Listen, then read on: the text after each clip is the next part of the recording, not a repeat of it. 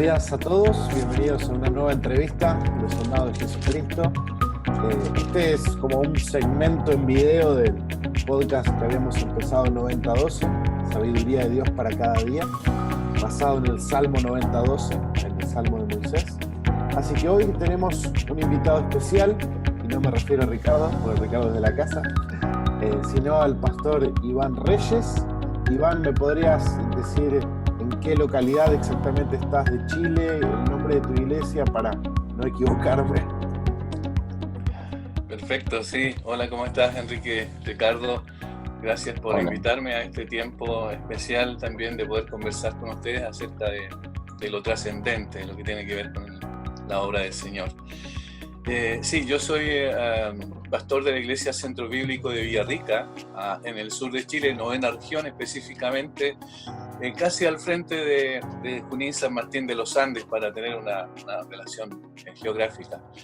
Y hace ya 17 años que estoy en el pastorado, 21 años en general, pero 17 años a cargo de iglesias.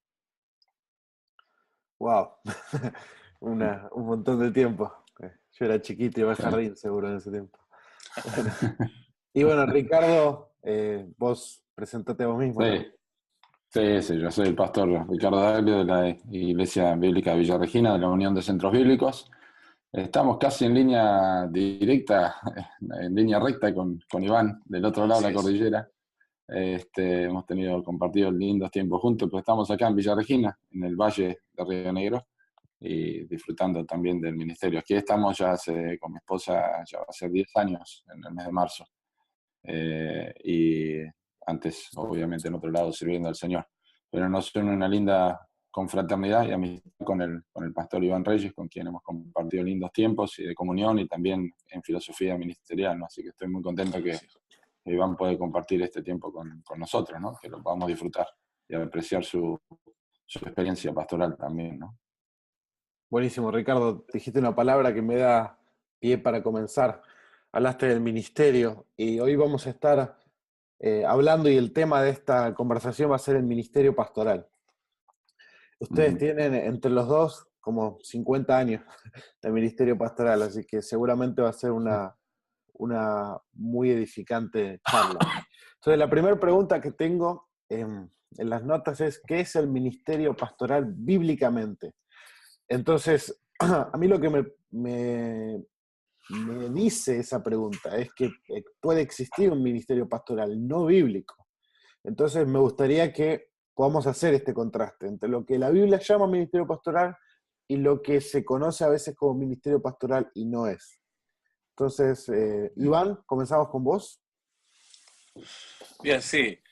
La verdad es que el libro de los Hechos, el capítulo 20, versículo 28, el apóstol Pablo, al despedirse de los ancianos de Éfeso, ahí en Mileto, les dice lo siguiente: por tanto, mirad por vosotros y por todo el rebaño en que el Espíritu Santo os ha puesto por obispos, para apacentar la iglesia del Señor, la cual Él ganó por su propia sangre. Me parece que ahí hay algunos puntos esenciales de lo que, en definitiva, posteriormente el apóstol Pedro va a explicar de una forma más precisa respecto al ministerio pastoral. Lo primero que él dice es que el primer cuidado que hay que tener en este sentido es el cuidarse de sí mismo. Mirad por vosotros.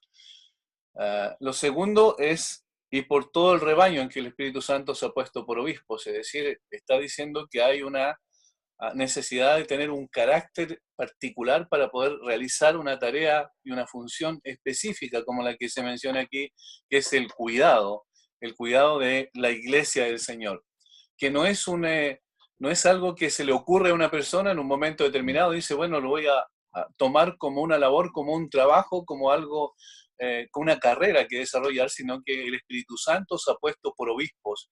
La palabra ahí, ¿cierto?, es similar o tiene el mismo sentido de la palabra pastor o anciano. Episcopos es en el griego, sobreveedor. Anciano o pastor son exactamente lo mismo desde el punto de vista bíblico. Y está hablando entonces en este sentido, para hacer un contraste, como tú recién decías, de que el ministerio pastoral, las personas que participamos de él, es algo establecido por Dios. Dios toma desde las ovejas a alguien en particular, soberanamente lo llama a realizar una tarea específica que es apacentar o es pastorear la iglesia que el Señor ganó con su propia sangre. Eso es lo primero, es un llamado de parte de Dios. Dios es el que establece ancianos o pastores en las iglesias. No es una institución, no es un grupo de personas, no es un comité de administración que se reúne para decir, bueno, vamos a tener un pastor y esta es la persona que va a ser, sino que es Dios el que llama, el que establece a los ancianos en las iglesias y el que da también la función específica, la labor que han de desarrollar estas personas que él llama. Exacto. Estoy pensando en la idea de lo que acaba de decir Iván sobre la supervisación a través de lo que significa el ministerio o ministrar, que básicamente significa estar sirviendo o desarrollando una función, ¿no? Y no se puede desarrollar una función de este tipo a menos que sea dentro de los parámetros que la Escritura establece, y claramente como dice Hechos capítulo 20, ¿no? El gobierno de la Iglesia también está dentro de lo que es el ministerio. El apóstol Pablo usa la palabra gobernar también en 1 Timoteo 5:17, ¿no? Que es literalmente comparecer ante alguien.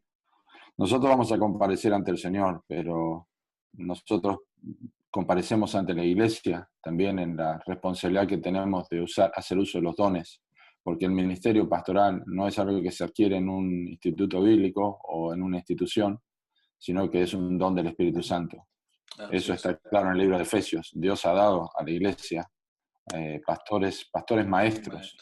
Y este ejercicio de un don pastoral es parte del gobierno que Dios ha dado a la Iglesia. Es decir, es la forma que Dios ha establecido. Vasos de barro, obviamente, Pablo lo dice en Corintios, somos vasos de barro, pero el ministerio tiene que ver con un gobierno establecido por Dios y no de otra manera.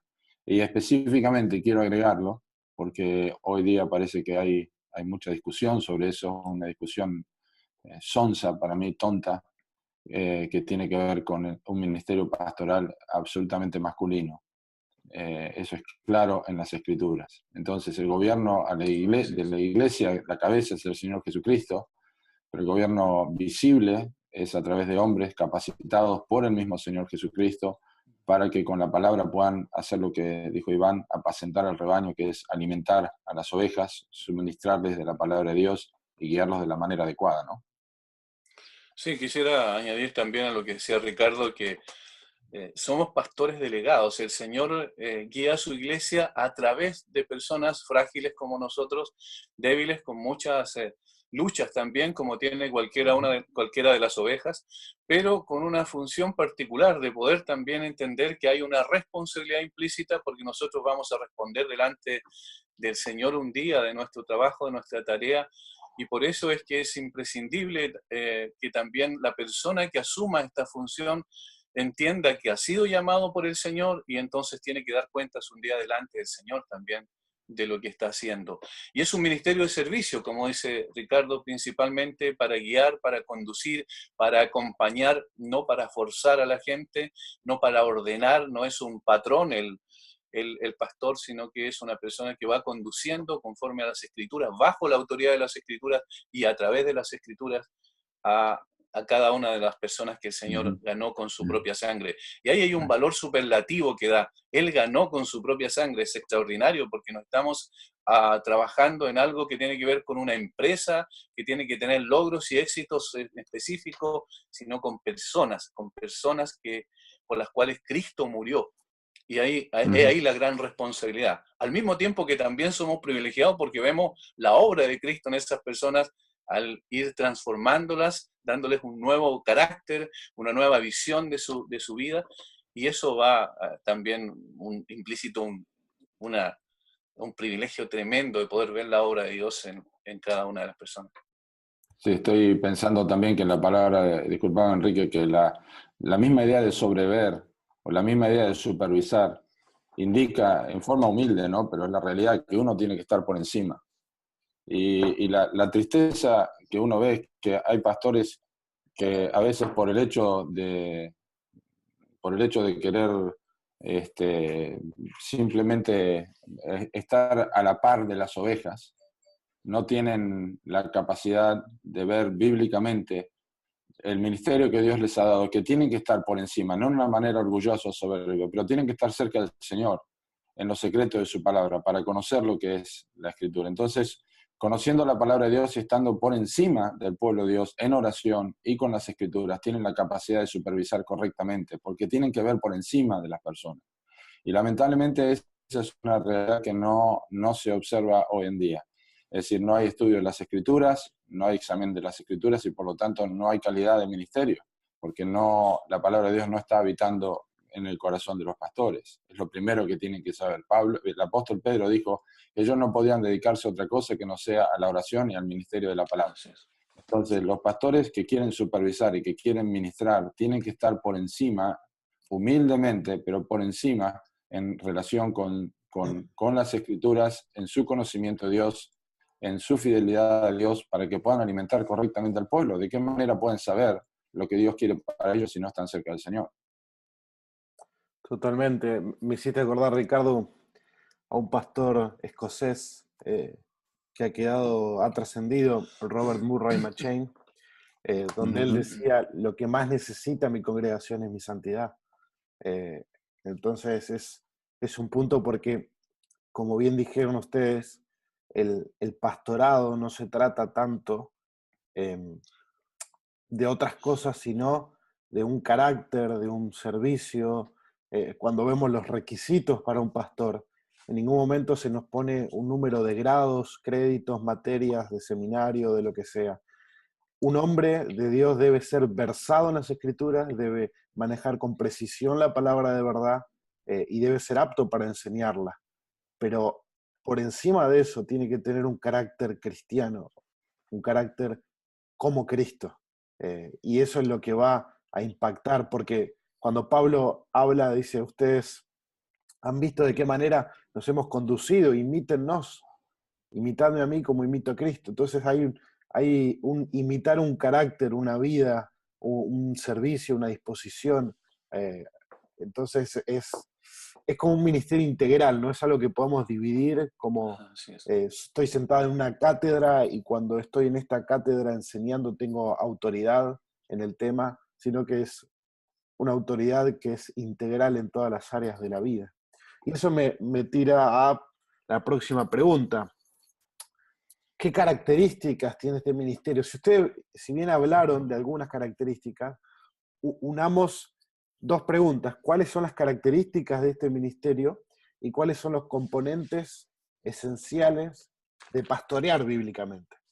O sea, ¿cómo se ejerce ese pastoreo en la congregación donde el Señor los ha puesto y qué características tiene el ministerio pastoral? Así que bueno, ahí los dejo y voy a seguir tomando mate. Bueno, sí, justamente lo que tú dijiste ahora hace un momento atrás es muy importante, me parece, porque creo que hay dos cosas en las cuales se puede dividir esto, que es uno, el carácter del pastor y luego también la labor del pastor. Las dos cosas van unidas, pero evidentemente el fundamento esencial es el carácter. Sin un carácter adecuado es imposible pastorear, porque todo lo que podamos hacer, todas las calidades, digamos, del punto de vista de talento, de dones que podamos tener, de capacidades, no sirve absolutamente de nada si no hay un carácter que lo acompañe, que le dé el sustento, el fundamento a esto. Y por eso el apóstol Pablo, al escribir a Timoteo, le explica cuáles son las características principales de lo que debe ser un pastor, en principio. Y eso está en 1 Timoteo capítulo 3, versículos 1 al 7, y en Tito capítulo 1 también. No vamos a poder abarcar evidentemente todo y desarrollar cada una de las características, pero creo que hay una que es esencial y que dice que que es necesario que el obispo sea irreprensible. Irreprensible, esa es una característica esencial. No habla la escritura de perfección absoluta, de impecabilidad, porque eso es imposible, ¿verdad? De este lado de la eternidad. Sin embargo, es necesario entonces reflejar, y aquí está la esencia, reflejar el carácter de Cristo. Los pastores delegados de Cristo deben reflejar a Cristo. El carácter de Cristo formándose en nosotros como pastores es esencial, porque es el sustento de nuestra labor y nuestra función pastoral.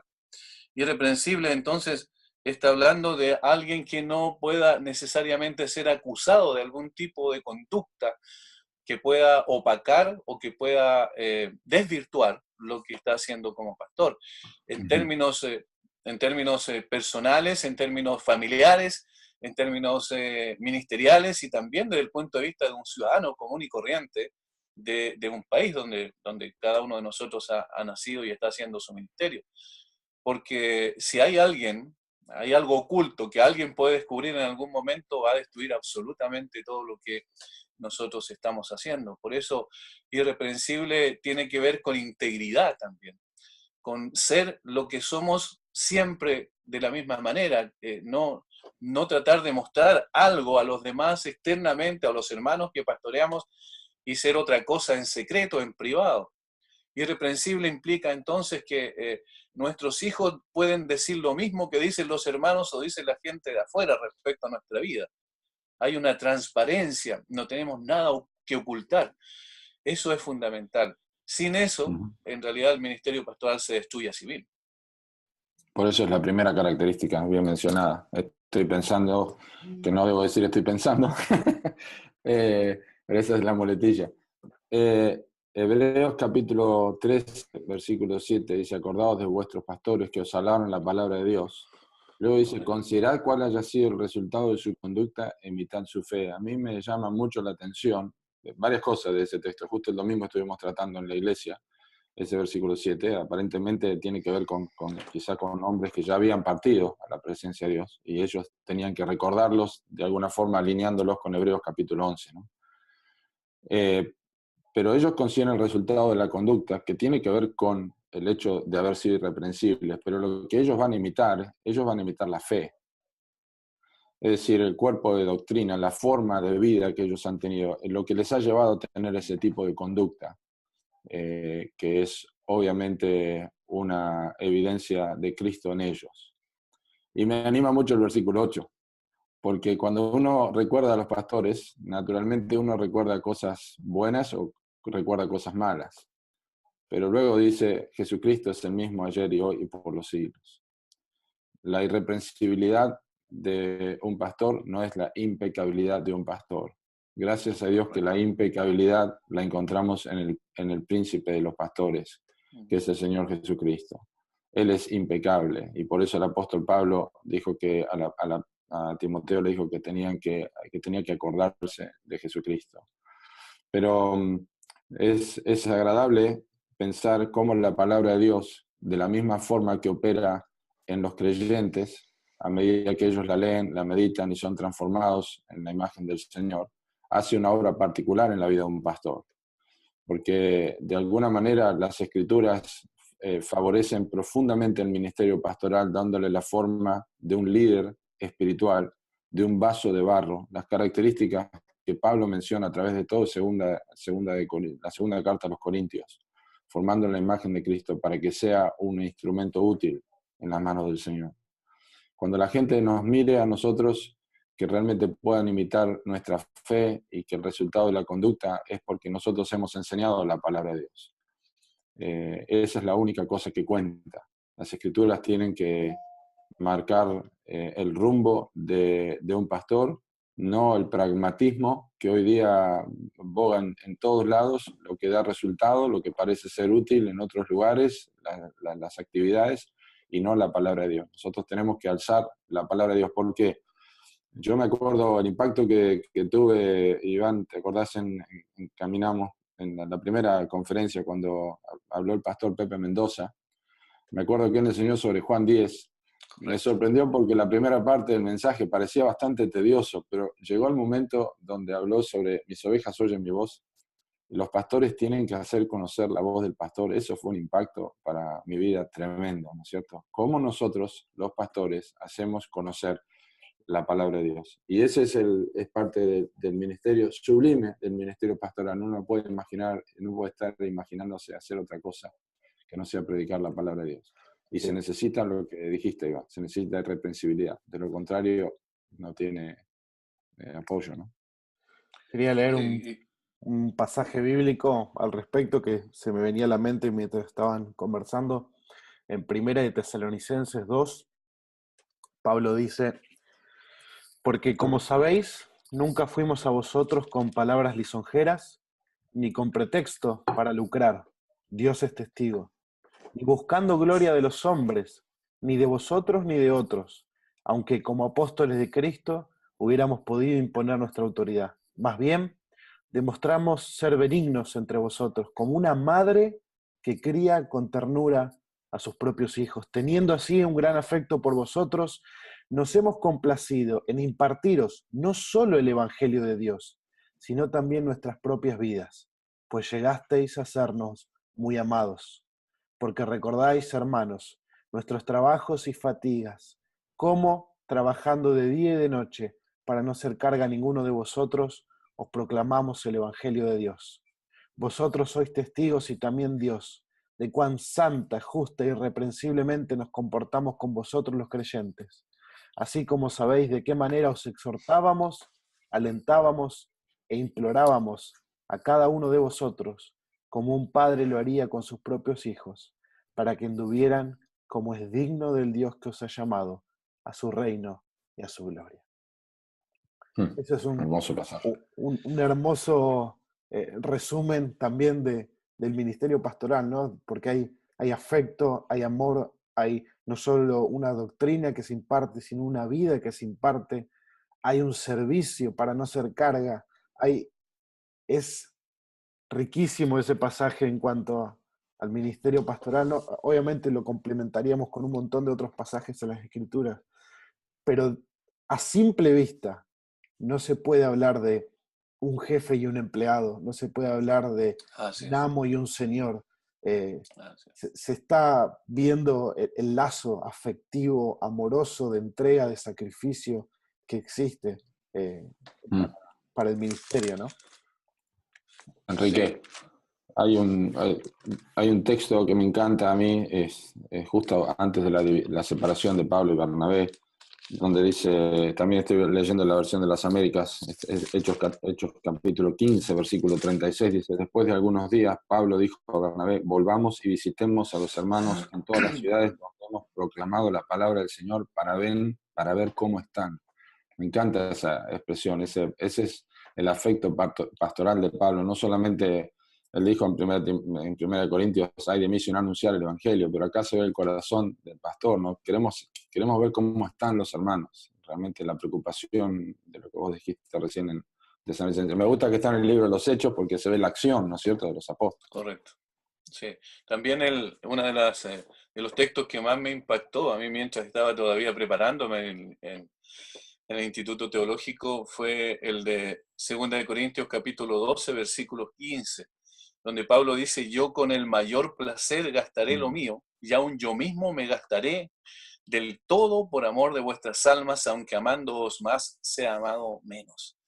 Eso es extraordinario porque implica que el pastor no está esperando retribución de ninguna especie, ni siquiera una retribución emocional, afectiva de parte de aquellos a quienes sirve, sino que su tarea es amarlos y entregarlo absolutamente todo, aunque amando más sea amado menos. Y lo dice a una iglesia conflictiva, compleja.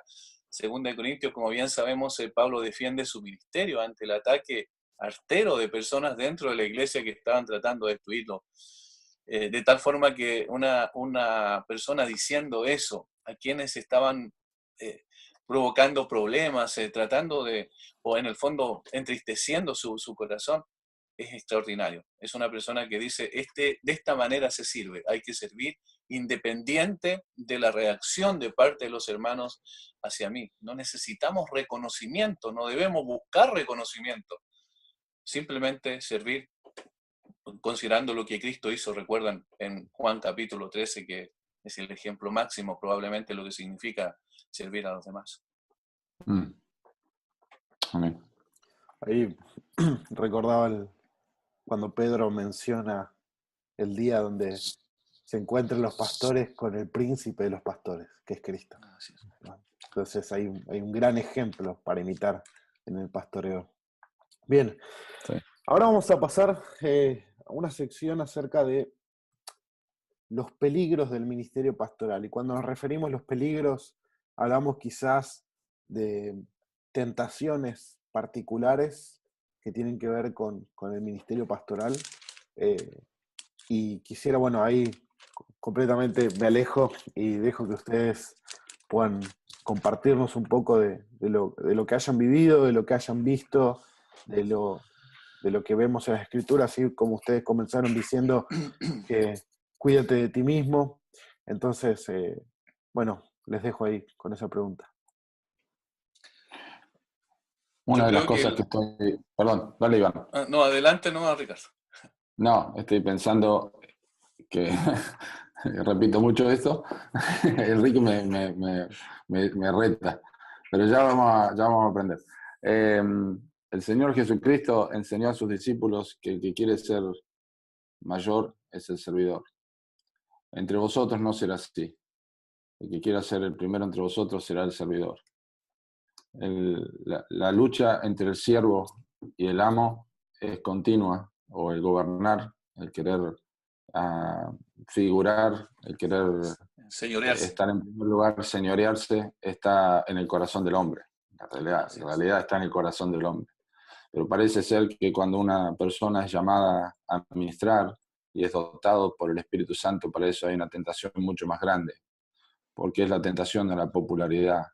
El mismo Señor Jesucristo se iba a lugares desiertos y oraba.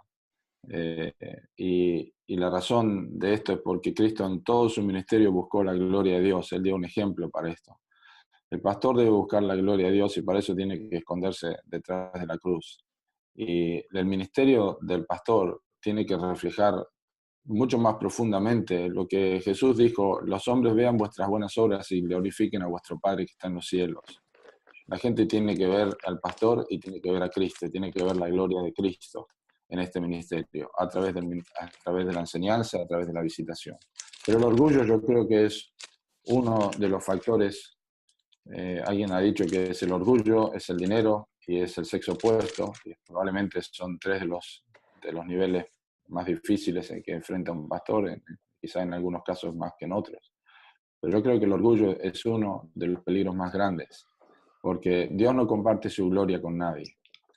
Y donde un pastor ha olvidado eso y comienza a usar el ministerio como un trampolín o como una escalera para su propio orgullo, para su propia autopromoción, entonces estamos hablando de un peligro muy grande, porque nosotros sabemos que este fue el pecado de Satanás, el querer subir y sentarse y ponerse en el lugar de Dios. Así que estamos jugando con fuego cuando hacemos esto. Iván, dale. Yo comparto absolutamente lo que acabas de decir. Para mí siempre ha sido es el orgullo, creo que es lo más complejo, más aún porque es un enemigo oculto. La gente no lo ve. Nosotros lo sabemos porque conocemos nuestro corazón. Y el Señor lo sabe mucho mejor porque conoce mucho mejor que nosotros el corazón. En Deuteronomio capítulo 17, cuando el Señor anticipa cómo debe ser el rey que posteriormente iba a regir a Israel, después de mencionar la importancia de que tenga que escribir un libro para sí, tener una copia de esta ley, y lo tendrá consigo y leerá en él todos los días de su vida para que aprenda a temer a Jehová su Dios, para guardar todas las palabras que esta ley, estos estatutos, para ponerlos por obra.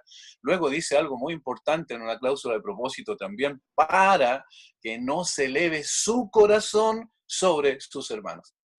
Para que no se eleve su corazón sobre sus hermanos. ¿Cómo combatimos el orgullo, que es connatural a la naturaleza humana? Aún siendo creyentes, aún habiendo nacido de nuevo, todavía tenemos eso dentro y luchamos permanentemente. Entiendo que son palabras de Lutero, que él dijo que él pensó que el orgullo, había sido ahogado en el momento del bautismo, pero después se había dado cuenta que sabía nadar. Es decir, todos los días estamos luchando con esto. Uno puede acostarse un día y decir, bueno, hoy tuve victoria, todavía no se duerme cuando ya otra vez el orgullo está queriendo gobernar sobre nosotros. Y cuando tenemos una labor y una función que de alguna manera, como bien decía Ricardo hace un momento atrás, tiene que ver con guiar, con dirigir, con gobernar en un sentido correcto de la palabra, a la grey de Dios, eso es fácil que esto pueda volver a inflarse. Estamos en tiempos donde el conocimiento de cada uno de nuestros ministerios es bastante amplio, puesto que es cosa que grabemos, ¿cierto?, una predicación o una exposición de las escrituras, una enseñanza, la subamos a las redes sociales y ya mucha gente la conoce. Y eso todavía es un factor extra, ¿verdad?, que ayuda a que el orgullo pueda subir mucho más, que creamos que tenemos que subirnos en nuestro conocimiento muchas veces también, y no someternos como bien dijo Ricardo, escondernos bajo la cruz. Yo creo que ahí está la clave. Todos los días vamos a estar luchando, probablemente hasta el momento en que dejemos de respirar en esta tierra y estemos en la presencia del Señor, porque es terrible, es el enemigo más grande que tenemos y que aparece por todos lados, en todas partes. Y obviamente necesitamos tener la palabra de Dios, estar siempre yendo a la cruz y viendo nuestra condición real delante del Señor y dándonos cuenta que somos simplemente ovejas que el Señor colocó para guiar al resto de sus ovejas en una congregación local específica.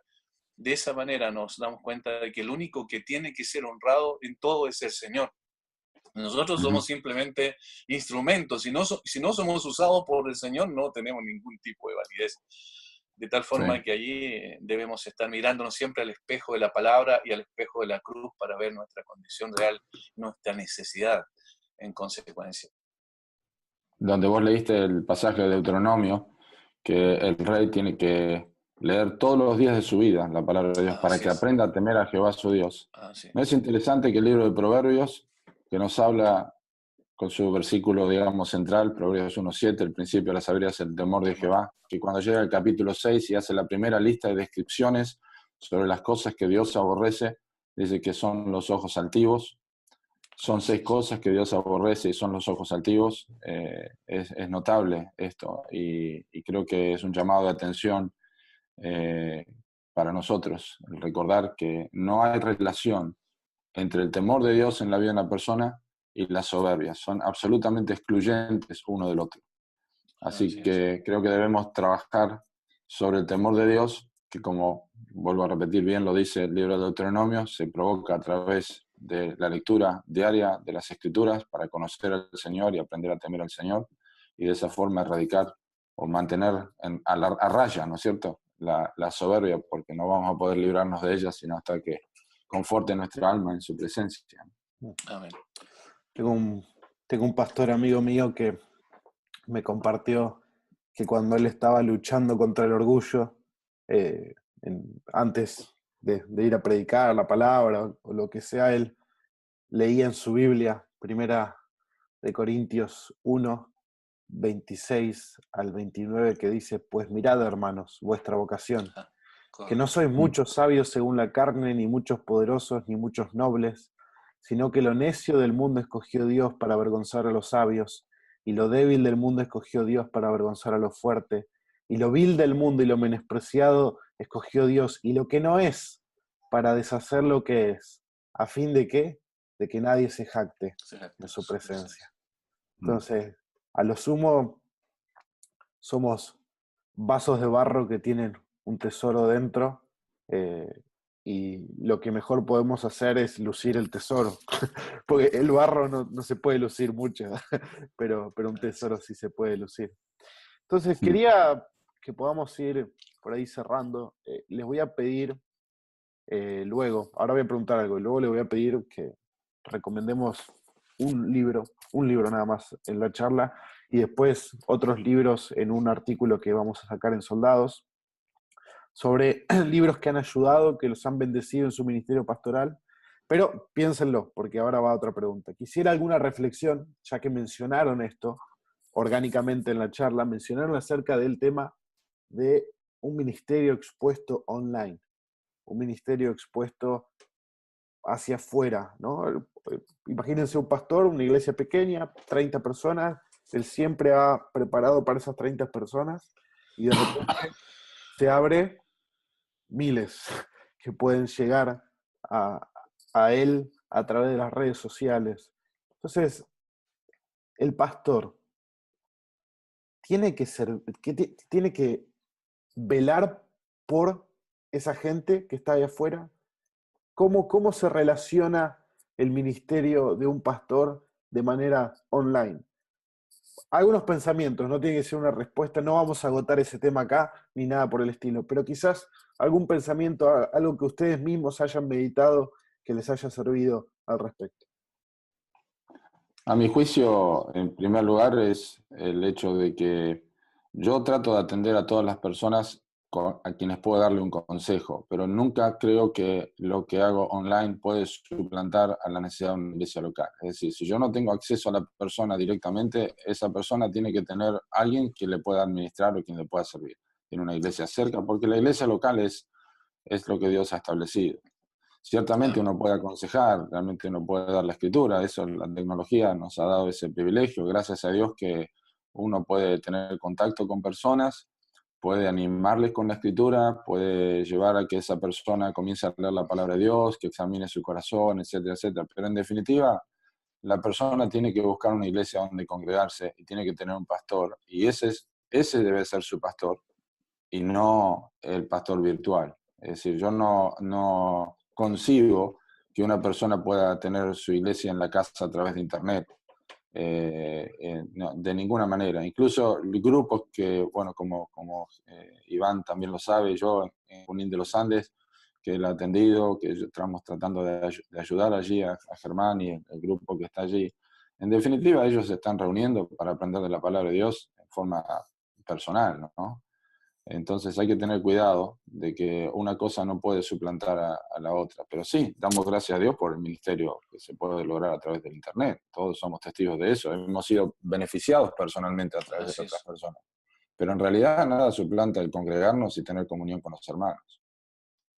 Correcto. Bueno, creo que Ricardo apuntó muy bien a eso. Hay que tener mucho cuidado, como digo, en términos personales también, con el orgullo que implica el hecho de que mucha gente te está contactando, que mucha gente te está haciendo preguntas, que mucha gente te está pidiendo recomendaciones de iglesia y en algunos casos también cosas bien puntuales, bien específicas respecto a su situación particular. ¿Por qué hay que tener mucho cuidado? Porque, tal como dijo Ricardo, yo no soy el pastor de esas personas. Ahí tienen un pastor en su propia iglesia, en su localidad donde están. Y si no tienen uno, debiesen tener uno porque necesitan congregarse, eso es lo que dice la Escritura. Y cada vez que hay una pregunta más puntual, yo normalmente le pregunto cuál es su pastor y si es que ha hablado con su pastor. Porque si no, entonces no tengo nada que hablar con él. Yo no puedo aconsejar por internet a personas en particular en situaciones específicas porque yo no conozco a esa persona. Entonces, el único que lo conoce, el que vive constantemente con ellos es su pastor. De tal manera que es peligroso a veces hacer dar algunos consejos sin conocer el contexto de todo lo que eso significa. Y lo otro que es importante es que, como dice Ricardo, la iglesia real es la iglesia local. Lo demás obviamente, es una ayuda, sin duda. Es una ayuda, sin duda, pero no es la iglesia local. El contacto personal, el conocernos, el chocar de repente nuestro carácter, ¿cierto? Dentro de la misma iglesia, el Señor va usando eso para pulir nuestro propio carácter y para moldearnos conforme a la imagen de Jesucristo. Necesitamos tener ese tipo de interacción y eso solamente se da en la iglesia local. Y como pastor, yo voy a responder delante del Señor por las ovejas que Él ha puesto a mi cuidado y no por todo lo que es, digamos, en un sentido más global. Es bueno, hay que utilizar bien las redes sociales y todo esto, pero hay que tener mucho cuidado porque nosotros somos responsables solo de la grey que tenemos a nuestro cuidado. Creo que fue el pastor John MacArthur que dijo, si Dios hubiera pensado que había otro método más fácil o más efectivo, nos hubiera mandado un un CD, o nos hubiera mandado un DVD, o nos hubiera mandado alguna página de internet para que nosotros pudiéramos ser alimentados, ¿no? Pero la verdad que no funciona de esa manera, ¿no? Sí. Eh, así que Vemos es la, en es la la persona. escritura. Y cuando Cristo, sí, Sí, cuando adelante, Ricardo. la Biblia, Jesucristo dijo, el apóstol Juan dijo, y vimos su gloria, y habitó entre nosotros, y vimos su gloria. O sea, cuando Dios quiso tener contacto con el hombre, Él lo hizo en Vino forma acá. personal. Así Sí, es. así que esa es la realidad. Y el apóstol Juan dijo, tengo muchas cosas que escribiros, pero no quiero hacerlo con tinta en pluma, porque espero veros cara a cara y hablar con vosotros. Así que esa es la realidad, ¿no? Dentro de lo Amén. posible. Fabuloso. O sea, yo estoy súper contento, a mí me encanta la charla. Pero para terminar, entonces, un libro que ustedes digan, si ustedes conocen a un muchacho, a un joven que quiere entrar en el ministerio, que tiene el llamado pastoral, que la iglesia está reconociendo sus dones, su carácter, ustedes dicen, tenés que leer este libro. Obviamente, vivimos en el libro, como dijo Spurgeon, y visitamos otros libros. Lo mejor que puede hacer alguien que quiere entrar al ministerio es leer su Biblia, leer Así es. constantemente, panorámicamente, de tapa a tapa la Biblia cada año. Pero si pueden agregar un libro más que les pueda ayudar, ¿qué dirían? Un libro muy práctico que yo he leído, bueno, el Ministerio de Nueve Marcas con el curso 222, que se está haciendo desde España para toda Latinoamérica, me pidió de poder ser uno de los docentes de este curso.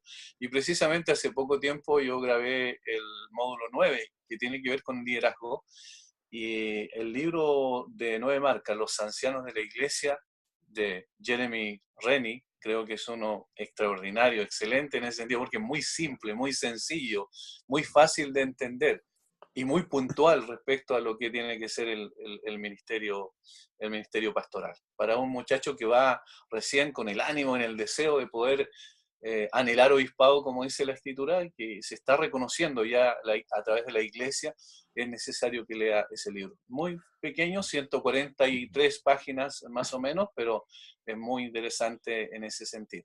Y antes Mm. que vos vayas, Ricardo, me gustaría hablar, porque también leí ese libro.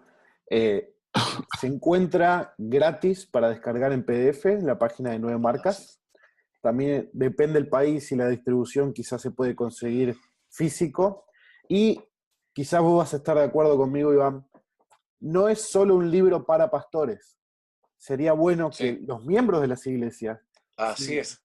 si Así quieren es. conocer más de lo que es ser un pastor y de lo que ellos deberían estar esperando de su pastor o de nuevos pastores, léanlo. Es un libro sencillo, fácil de leer, es corto, en una semana, un poco cada día se puede terminar y Así realmente es. es una gran bendición y edificación que podamos tener eso en español. Así que, Mira Ricardo, sí, qué interesante, Enrique, ¿saben lo que cuando porque yo grabé el módulo en la iglesia con algunos hermanos de la iglesia, los varones particularmente, y ellos me dijeron, pastor, lo mismo que tú me acabas de decir, pastor, esto debiese conocerlo toda la iglesia. Mm. Toda la congregación debiese ser expuesto a este libro, porque en realidad es exactamente lo que necesitamos. Qué bueno. Bueno, yo recomiendo dos libros que he leído justamente ahora. Estoy terminando uno que me ha impactado grandemente, del pastor John MacArthur, es llamado a liderar, 26 lecciones de liderazgo. Estoy sorprendido porque realmente es una exposición de 2 de Corintios, dividido en 26 lecciones, sumamente productivo, nada desechable, todo es aprovechable en el libro, tremendas lecciones. Déjame citar solamente esto. Él dijo, todo verdadero líder espiritual cultiva un odio santo por el pecado y un corazón humilde y arrepentido respecto al pecado de su vida. Esa es una parte esencial de la vida de cada humilde vasija de barro.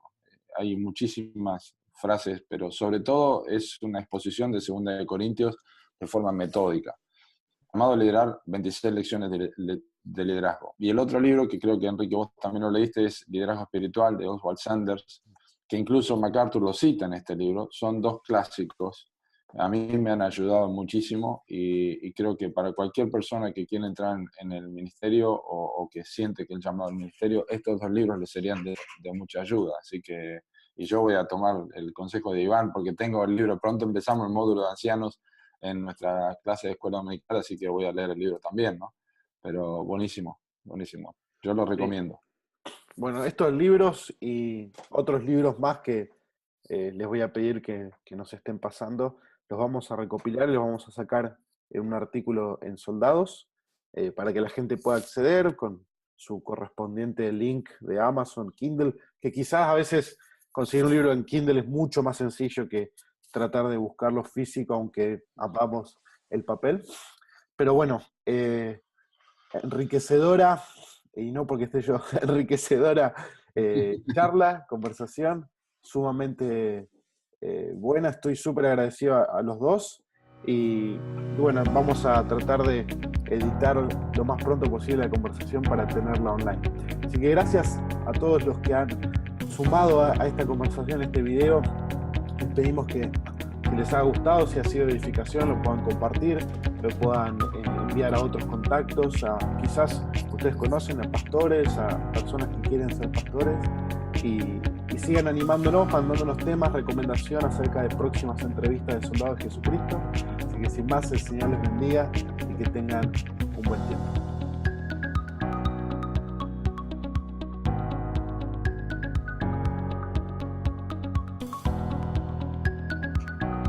Listo, gracias.